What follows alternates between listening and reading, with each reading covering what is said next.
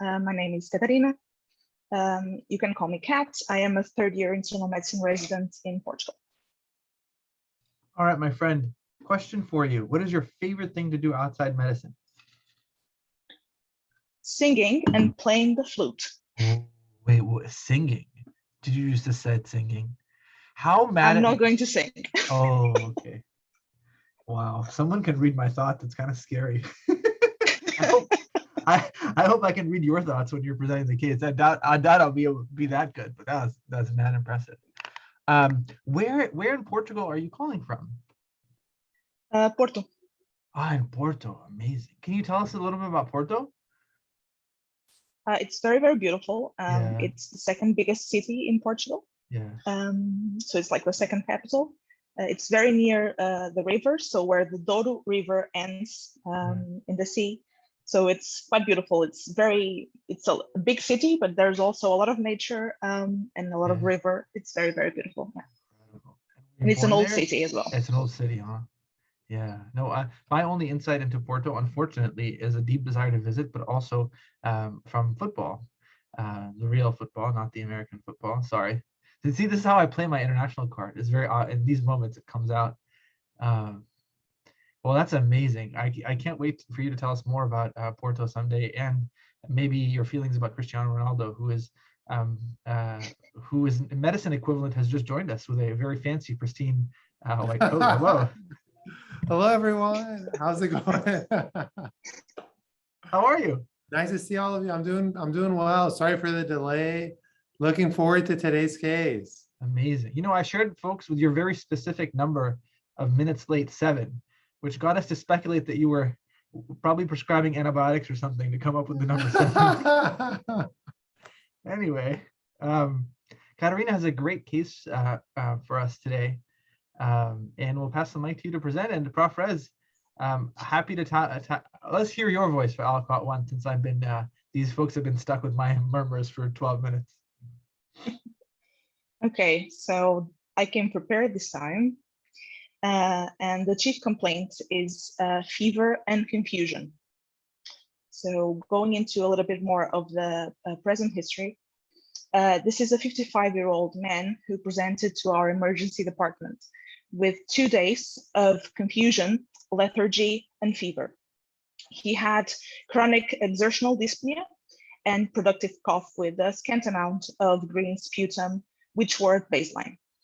He reported no chest pain, no syncope, no dysuria or other genitourinary symptoms.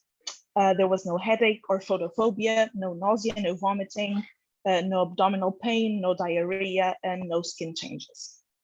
Something important is that he had been hospitalized very recently. He was discharged from our ward 4 days before presentation. He'd been there for infected bronchiectasis, and he'd completed a course of piperacillin tazobactam. For a high degree of suspicion of nosocomial infection, he was started on pip/tazo again, and he was readmitted to our infirmary. Wow, that's awesome, Katerina. You definitely have come prepared. Very nice first aliquot with a lot of rich information. And maybe Robbie and I can tag team this. I'll just make a few comments and then pass the ball to Robbie. I think the center of gravity here, what's on the center stage, is the fever. And we know fever is probably the most specific finding for inflammation. And once we enter that world of inflammation, we prioritize infection. The question is, do symptoms that the patient is having while they're febrile, can that help us localize to the site of inflammation or not? Because there's some symptoms that are very nonspecific. For example, abdominal pain, even headache can be nonspecific. So the question becomes here, is the headache just secondary to the fever, which is driven by some kind of inflammatory process, infection leading the differential diagnosis, or is the confusion a clue to a CNS infectious inflammatory process? And I think we have to assume the former rather than the latter. And I say that because we don't have any other clues to a fever. I'll let Robbie talk about the history of bronchiectasis, because I think that's actually when this becomes relevant. So let me pass the mic to Robbie to layer on that discussion. I think that's beautiful, and I think our conversations, whenever we feel like there's an organ that's diseased, is to say, is there a distant disease affecting this organ, or does the disease lie within it? And I think we're really good at having that conversation with the kidneys when we're like, is it pre-renal, intrarenal, or post-renal? I think we're coming to realize that you can have that same conversation with the liver. If somebody is jaundiced, is it indirect or direct, with indirect being pre-hepatic or non-hepatic, not the liver. And I think we have that conversation with altered mental status all the time. We use the MIS mnemonic for acute altered mental status, and the M and the M, most of the I, and all of the T, metabolic, extracranial infections and toxins, are all outside the brain. But as Reza was talking about, we're usually really worried about stuff inside the brain because it tends to carry more morbidity. And here, I'd say that just based on the age alone, the probability of an intracranial disease is really high. And I think the reason that is when somebody has altered mental status, there's a threshold to developing that encephalopathy from an insult. And the threshold is related to how bad and how dysfunctional the organ is at baseline. So somebody with CKD gets AKI with sneezing wrong. And somebody with chronic brain disease, usually from age-related neurodegeneration, sneezes and gets altered mental. But somebody who's 55 to get confused probably requires a severe extracranial insult or a true intracranial insult. And as Reza was saying, there's no evidence of a severe extracranial insult, so the probability of something intracranial is really high. And that's where I think Reza's passing the mic about bronchiectasis makes a lot of sense, because there's the question of, there's something that we think is primarily along with either the brain parenchyma, the brain vessels, or the brain meninges, and how can the bronchiectasis inform that analysis? And the truth is, most bronchiectasis is infectious in nature, either as a sequelae of immunodeficiency resulting in chronic infections, so things like IgA deficiency or chronic variable immunodeficiency, or chronic granulomatous disease can result in a lung immunodeficiency. And that immunodeficiency might result in atypical infections in the brain. More commonly, it's not an immunodeficiency, but certain infections, notoriously Mycobacterium avium, that can cause bronchial irritation and then potentially disseminate too. Importantly, bronchiectasis can also be the sequelae of either macro or micro obstruction. The macro obstruction is a mass, for whatever reason, that can cause chronic airway disease and then potentially metastasize to the brain, or micro obstruction. And that micro obstruction is because of often because of ciliary issues like cystic fibrosis or dyskinesia or smoking-related ciliary disease. And of course, there's a bunch of other stuff. Every time I hear bronchiectasis, quite honestly, this is the kind of biases you have. I remember one of my favorite episodes sitting alongside Emily Silverman in my apartment presenting a case of yellow nail syndrome to Reza, who, the reason I remember it is the diagnosis was so esoteric, but that was one of the first breakthrough moments for CP solvers in laying out authenticity, where Reza was like, listen, like I know a lot and I've taken it this far, but I need a Google search. He said that out loud and did it and got the answer. And that was really, really cool. So yellow nails always stick in my mind for that reason. But I think, bronchiectasis is an important pivot here because it allows a vulnerability to enter by which somebody can get a primary brain issue. And look forward to understanding this case more, but the bronchiectasis certainly, as Mario just made, it should be bolded in red. All right, Katarina, back to you. Okay, so his past medical history, he'd had advanced lung disease for a very, very long time, with cystic bronchiectasis and very extensive pan-acinar emphysema due to occupational exposure. He'd worked in construction and painting cars, never with a mask, and a lot of passive smoking. He'd never smoked himself, but all his colleagues did. So he had chronic global respiratory failure, and he was on long-term oxygen therapy, 1-2 liters a minute, 24 hours a day. And because of this, he had many prior hospitalizations for infected bronchiectasis in our hospital and in other hospitals as well. And the most recent one, other than the one that I talked about before, had been 2 months ago. also in our hospital, and he'd been treated for 2 weeks with levofloxacin. And there have been no isolations of agents in the sputum at that time. So his medications were tiotropium bromide, formoterol, oxazepam, and calcium with vitamin D. His family history was irrelevant, and his social history, he'd been unemployed for 8 years, mostly due to his fatigue and his dyspnea. And he had been living with his adult daughters for a year because he was still quite independent, but he needed help for some basic life activities. So he'd been living with them for a year. His health-related behaviors, he had never smoked himself, as I said, but a lot of passive smoking. He'd never had any drug use. He had no risky sexual contacts, but he'd been a heavy drinker for many years, around 180 grams of alcohol a day, which is very, very common in Portugal. And he stopped drinking around 6 months ago. Should I go into the physical exam? So, okay, his vitals when he came in, his temperature was 39.1 degrees Celsius. His BP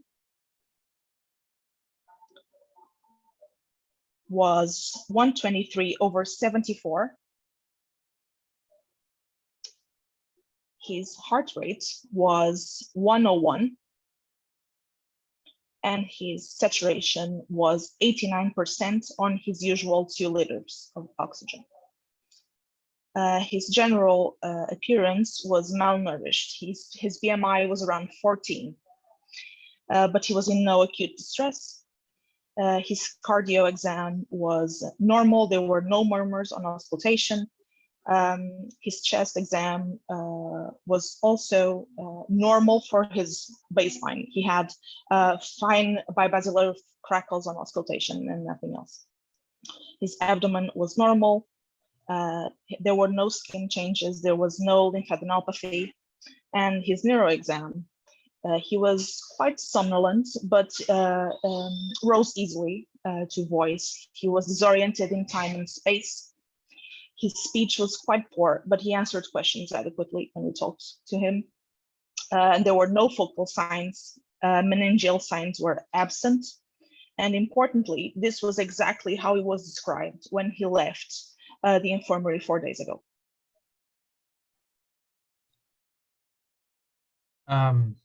There's a lot here, and I think, Katarina, you're telling us a story that's keeping us on the edge of our seats. Maybe what I can do is to give you a little bit of insight into what your attending is doing while you're doing all the hard work. And so I'll pass the mic to Reza to talk about the vitals in the exam, which is really what the frontline providers are dealing with. And I'll tell you what your attending sitting in the back office pontificating and having nothing to do will probably say. And there's a lot of very helpful information in the background. And that helpful information just gives you a sense of what is possible. And I think the big theme is to understand that the lung is a highly immunological organ, and its dysfunction results in a varying propensity of immunological problems. When people get chronic lung disease, they might open up a PFO, and that right to left shunting bypasses the filter of the lung and can lead to a lot of issues, namely the impaired clearance of lung, a problem, the impaired ability of the lungs to clear stuff coming from the right side allows for a lot of issues. But even more simplistically, chronic lung disease results in dysfunction of the alveolar macrophages and a propensity to either result in frequent local infections or a unique subset of distant infections. For example, you'll find a higher rate of nocardia infections, a higher rate of cryptococcal infections. In a variety of lung diseases, you'll find some unique associations, and those unique associations are silicosis, which he might have been exposed to, resulting in a higher rate of disseminated tuberculosis, for example. So you really have to think about this patient as pretty significantly immunocompromised, but the immunocompromise is in a very specific way. It really is alveolar macrophage dysfunction and resulting propensity for some granulomatous diseases, but also just a much higher vulnerability to pyogenic organisms and a much higher rate of dissemination of those organisms. So if somebody like him gets strep pneumonia, for example, it's less likely just to stay within the lungs. So this person is at high risk for many things, and the origin might be in the lung. It's also important to step back and say whenever people have chronic lung disease of many varieties, they're a higher risk of lung cancer, especially given his smoking history. And so that may be the bedrock for unleashing systemic disease, either in the form of direct metastases or more subtly in the form of paraneoplastic syndrome. So his lungs may not be causing his confusion directly, but widen the spotlight for what might cause his confusion, a whole risk of infections, atypical organisms, and maybe cancer-related phenomena. All right, Prof. Rez, I'll pass the mic to you for the heat in the exam and the final. Thank you so much, Robbie. Katerina, just so I'm clear, his neuro exam is similar to what it was on the day of discharge? Yes, it was exactly the same. I actually talked to my colleague who had discharged him, and she came and she saw him and she said, yep, this is the man I know. This is exactly how I found him all through his previous hospitalization. This is really helpful. And I think this comes back to something Robbie said earlier. Like if you're an elderly individual or you have dementia or you don't have a lot of cognitive reserve, small insults can decompensate you. But this guy is young.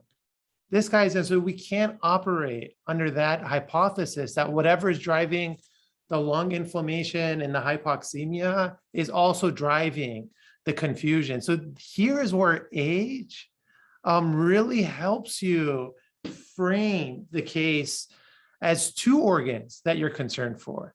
And like Robbie said, I agree, it's probably something starting in the lungs and then making its way to the central nervous system.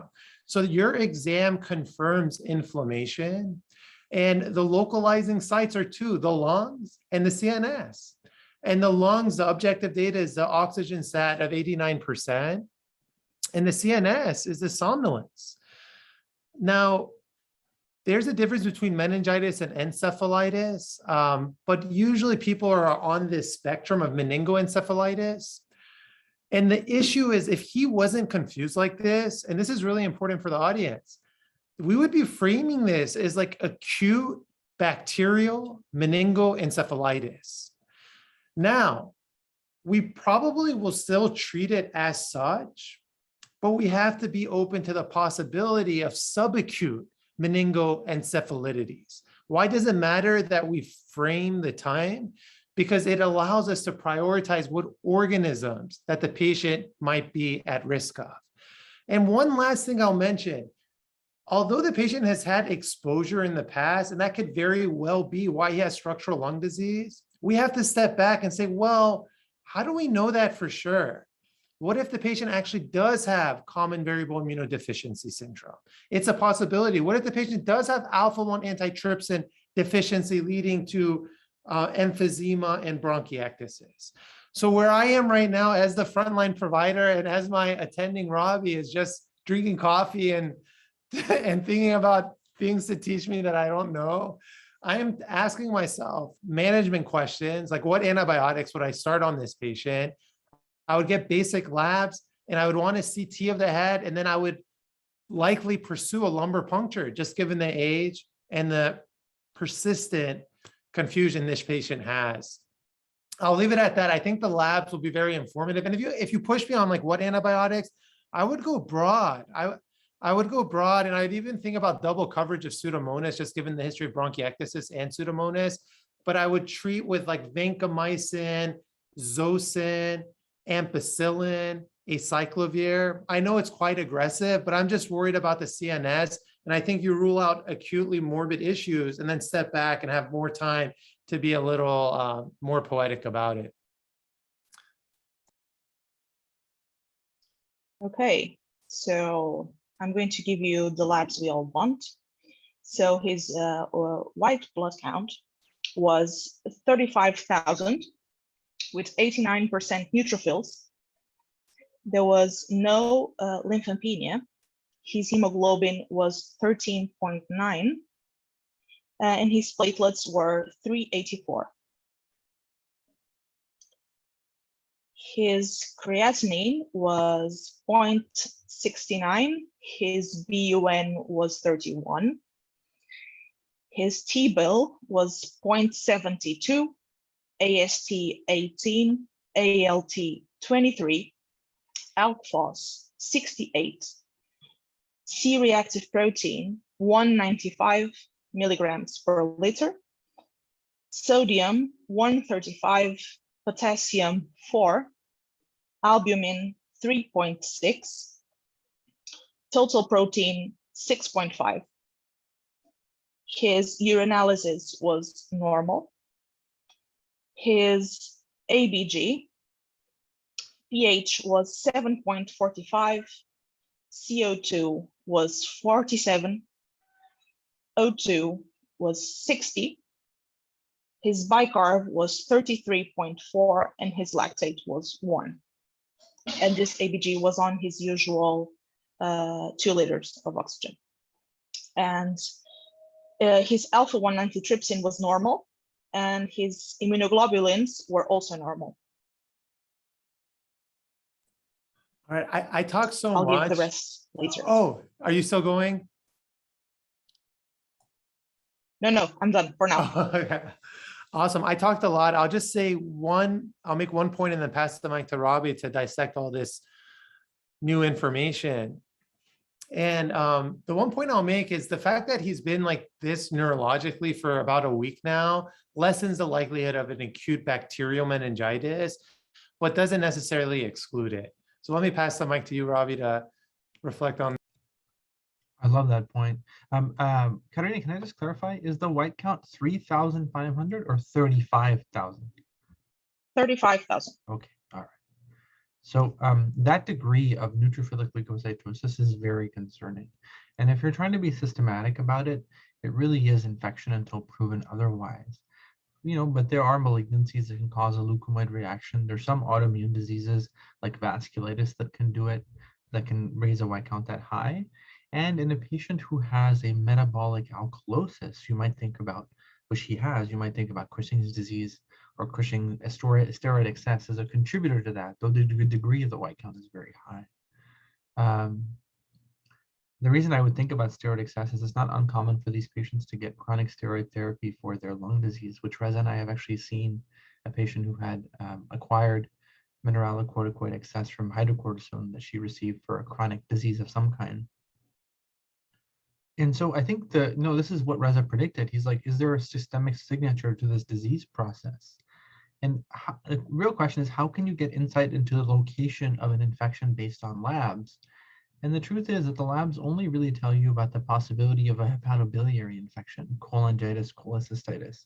And here there's not much input to that.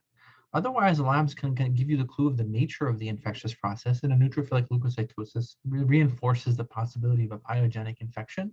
But also in a patient with chronic lung disease, you have to think about molds like Aspergillus and Mucor, which also tend to produce prominent neutrophilia because they, like bacteria, are extracellular organisms, unlike viruses, tuberculosis, and endemic mycoses, which like to hide in macrophages and don't induce much of a neutrophilia, relatively speaking, although all of that is more a rule of thumb rather than something you should cement out. So my take is this reinforces the prediction that there's no prominent skin and soft tissue infection. We'll see what the lung imaging shows. No prominent hepatobiliary infection, and so the spotlight keeps getting more and more prominent on the brain parenchyma, the brain vessels, or the brain's meninges, one of those three sites. The question is, what in a patient who is this ill, you usually expect an acidosis to accompany it. What does the presence of a metabolic alkalosis suggest? And here you might be seeing somebody who has a chronic lung disease, has hypercarbia as a result of that lung disease, and then has renal compensation. And when that person has an acute respiratory event, they have a relative hyperventilation, so his CO2 is lower than what it normally is, but his bicarb does not keep up. That's the probabilistic explanation. When you start to enter VMR world, you're like, oh, is this patient have a lot of nausea and vomiting? and the vomiting is a true metabolic alkalosis. And then the last hypothesis I'd share is something to say, hey, could this person have Cushing's and have a pituitary problem causing apoplexy and steroid excess, or are they taking a lot of steroids and we don't know it, causing a metabolic alkalosis that way? But the more practical approach is to say this is a post-hypercapnia metabolic alkalosis, where somebody hyperventilates their usual balanced respiratory acidosis and becomes this way. But I think I'd be really worried about this patient and would probably like reinforce the antibiotic selection that Reza has and proceed quickly to brain imaging and lumbar puncture. All right, Katerina, back to you. Okay, so I have some more exams to share with you. I have this chest X-ray. If I can share my screen with you.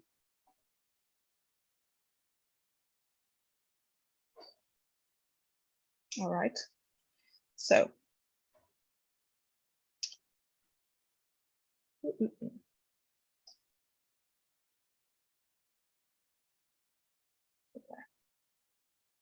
So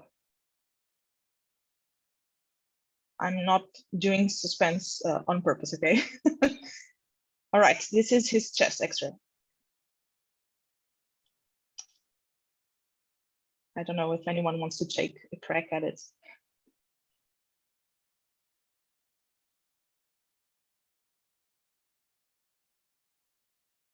I'll just start and then have Reza finish it off.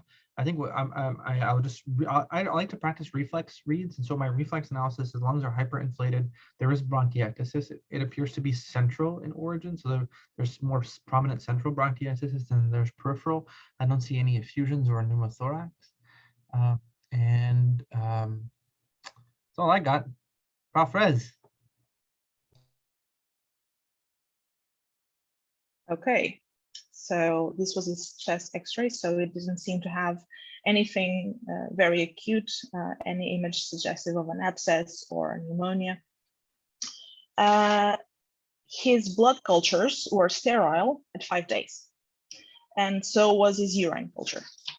His sputum culture only grew polymicrobial flora. No specific agent was isolated. His HIV serology was negative, so was his syphilis serology. His urine antigen for Legionella was negative. He underwent an echocardiogram, which only showed indirect signs of pulmonary hypertension, which we expected, and no vegetations. So I met him at this point. He'd been admitted for around a week when I met him. And at this point, he'd been under Pip/Tazo for a week. And we decided, okay, we don't think he has infected bronchiectasis again. He's at his baseline.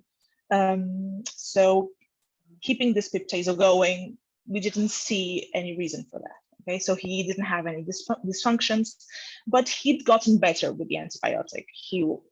His fever had resolved, and he was alert most of the time, a little bit confused at times, but less than he was before. So we decided to stop the antibiotic and give it time, which is one of my favorite things to do.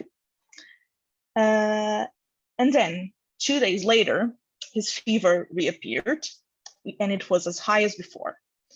And his altered mental status returned, and it was much more fluctuating this time. So he was alert at times, but for long periods, he was very, very sleepy with mutism. He didn't talk to anyone.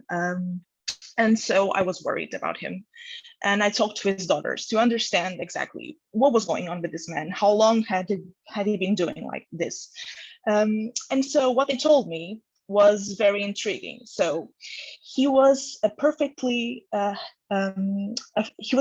cognitively before, until his hospitalization 2 months ago, the one where he did levofloxacin. So he was a perfectly normal man until then. And then he started behaving oddly. He would relieve himself in the living room. He wouldn't sleep at night. He wouldn't recognize them at times. And so they brought him to the ED many, many times, and no one really cared about these cognitive changes. until he was admitted this time. And so I ordered a diagnostic test, and the next aliquot will reveal the final diagnosis. You know, anytime that somebody says the next aliquot repeats the will reveal the final diagnosis, when you think you have like 4 aliquots to go before you get to the bottom, you're like, oh, okay. So, okay, I'll tell you what I know. I know, Katerina, that you are infinitely smarter and more capable than I am, because there's no test under the sun that I know for sure will reveal the next diagnosis. So I'll pass the mic to Rez to see where he's at. And, you know, we can speculate, but I have to tell you, I'm not at all confident about what is going on here. Well, and then Katerina, this is like one of the best presentations ever. It's like so CP solver style. You said, so how long was it confused for? Was it weeks of confusion? It had been progressive. So it has started 2 months ago when he was discharged from his 2 hospitalizations ago. And it had been progressing over time until now. Okay.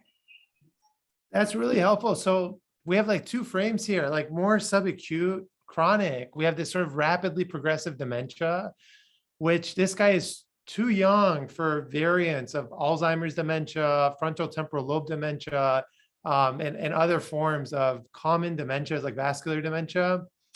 So I shift to the other category, rapidly progressive dementia, which includes prion disease, autoimmune diseases, vasculitides, Hashimoto's encephalitis, perineoplastic phenomenon.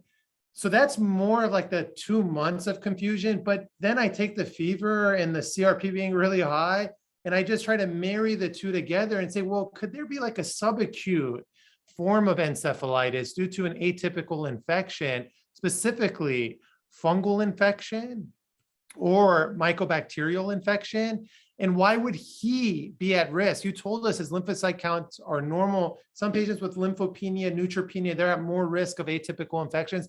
It just comes down to the lungs. Like, we all colonize with various organisms that's in our environment. But if you imagine, like, we colonize, imagine if you have bronchiectasis and dilation, that's just more real estate for colonization. And if there's more real estate for colonization, there's more real estate for that colonization to transform into pathogenicity.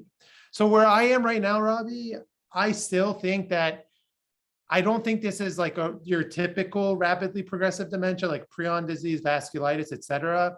I'm very interested in a CT of the head, make sure there's no increase in intracranial mass, then an LP with CSF analysis. And I would be very, very interested, not so much in viruses, but more fungal infections. So my diagnostic test, if it was one, but it's like multiple, it would be CT, LP, and then culture and send for atypical infections. Oh, I'm right there with you, my friend. I think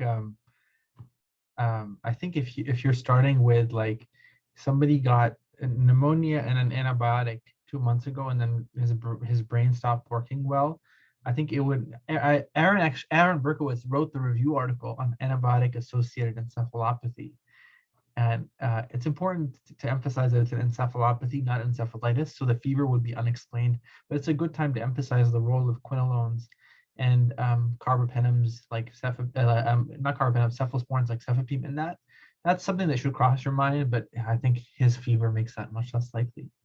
I recently actually read a case of somebody of an entity called post-hypoxemic demyelination, where patients with prolonged hypoxia get disease to their myelin, but that also doesn't explain the high fever here. And I wanted to tell you exactly why I land right there with Reza, with the case that I saw yesterday. And it's taking me so long to tell you because I was actually debating presenting this case to him on RLR, but I'll just do it right now. All right, so let me tell you a story of Robbie Gets Lucky. I came to the emergency room yesterday at exactly 2:30, 2 hours before I was going to meet with my dear friends Maria and Rafa. And this patient comes in literally like actually 5 minutes before I'm supposed to start, but it was really busy down here. So my colleagues are like, can you please just start 5 minutes, no big deal. but I'm not really, I'm like, oh, it's 5 minutes early, I'm not supposed to do work. So I walk in the room and I wasn't in my best shape, but I got lucky. This patient had come in with abrupt onset left lower extremity weakness and sensory changes that began at 11:30 in the morning, 3 hours before, which of course should make you think stroke. And I was like, oh man, it's good to be back in the ER. Like, I'm feeling good, I'm feeling sharp. This person almost certainly has a stroke, code stroke. He does have a stroke, but it's not where I thought it was. He does not have a right motor cortex stroke, which would explain the left lower extremity weakness. In fact, he has a left frontal lobe stroke. And it makes absolutely no sense. It still makes no sense to me to this day, which is only 1 day later. So maybe it'll make sense to me tomorrow. But the point is, frontal lobe disease is very hard to pick up. You'll see so many frontal lobe meningiomas, frontal lobe syndromes that are like just show up as subtle personality changes, a little bit of disinhibition, urinating or relieving yourself in the public place. So this exam is very concerning for a frontal lobe disease process, and it's not perfect for it. It's rare, but it was so incredible yesterday when I went back in the room. I went back in the room, and here's what the patient had. He did not have really any weakness or numbness in his leg. He just had his personality change, and he was just saying stuff. Then he started to say his arm was weak and numb, and then he was just like, he was fabricating things all the time. But he essentially had not abrupt onset leg weakness or numbness. He had abrupt onset personality changes and confabulation, which actually is very characteristic of a left frontal lobe stroke. I'm regretting not presenting this on RLR now, but oh my God, it's unbelievable. Maybe we'll save it for Aaron Reza. We'll present it to him on RLR. Maybe that's what we'll do. But I think there's a concern for a space occupying lesion here, or a rapidly progressive dementia process. Whatever it is, I think the frontal lobe may be involved. And the lung disease provides a tremendous portal of entry for a pyogenic bacterial infection like a brain abscess, or atypical bacterial infection like nocardia, or I think most worrisome of all, as I was saying, fungi. But I would definitely take a picture of this person's brain, and we're humbled to see what Katerina will teach us today. Okay, you wanted a picture? I'm going to show you a picture, more than one picture actually. So yeah, we did a CT head right then and there, and I'm going to show you the CT head, okay? This was it, and I'm going to pause for dramatic effect. So he had 2 ring enhancing lesions in cortico-subcortical topography with extension to the periventricular region. The right frontal lesion measured 54 for 45 for 38 millimeters, and his temporal-occipital lesion measured 74 for 38 for 32 millimeters. So 5 centimeters and 7 centimeters in his head. And there was significant vasogenic edema with mass effects, but there was no hydrocephalus. Okay, and we did a lumbar puncture at this time, and there was pleocytosis with neutrophilic predominance, very low glucose, and high proteins. And because we had a very high suspicion for this being a pyogenic abscess, I dug through his previous imaging from 2 months ago, and this is what I found. He had multiple lung abscesses 2 months ago, which hadn't been recognized at the time and haven't been treated for as long as they should have. So what we assumed was that he'd had hematogenous dissemination from these lung abscesses to the brain 2 months ago, and they had been growing thus far. I don't know if anyone wants to comment right now. Katerina, this is really helpful. Did you guys isolate an organism? We didn't actually. We consulted with neurosurgery, and he was submitted to drainage of the abscesses the same day because there was a very high risk of ventricular rupture and him dying. He was started on ceftriaxone, vancomycin, and metronidazole. And he did very, very well. We never isolated anything. Bacterial, fungal, and mycobacterial cultures from the LP and from the pus from the abscesses were sterile. And what we thought was he'd done so many antibiotics before, quinolones and piptazo, even though the penetration in the central nervous system isn't the best, it probably stunted the rentability of our cultures. Thank you so much. Robbie, anything? I think, well, one, I honestly am a little scared because it's so easy to have been the person to have missed this. So easy, you know. I think, yeah, I think I would honestly just replay the words that Reza started off with, which is there's no prominent peripheral signature of the cause of inflammation.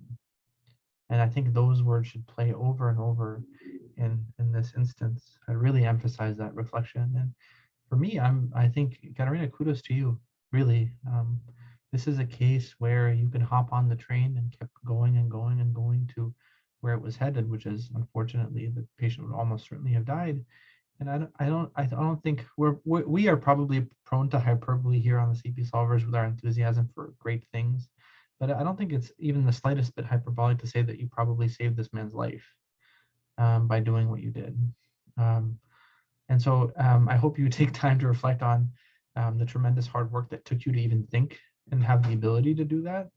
And I think it's above and beyond to come here, above and beyond to do that. I think to come here and to share with us and educate us and really allow everyone here to learn from the wisdom that Reza shared, which is, again, if there's no prominent systemic signature of inflammation, you have to go straight to the brain. So for me, you saved a life and you brought a case and you allowed